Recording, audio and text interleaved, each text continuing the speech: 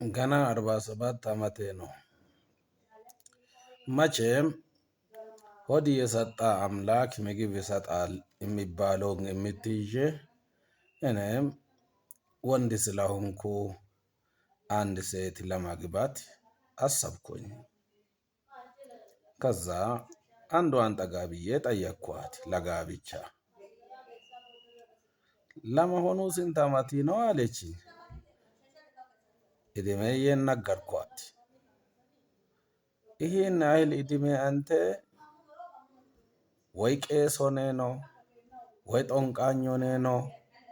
የት ነበርክ በዚህ እድሜ ሁሉ ብላ ለማንኛውም ምን አለ አለችኝ። እርሻ ያለመዱ 3 በሬዎች እንዳለኝ ነገርኳት። ከዛ አይ በ47 እድሜ 3 በሬ አይ 4 አርጋቸው አለችኝ።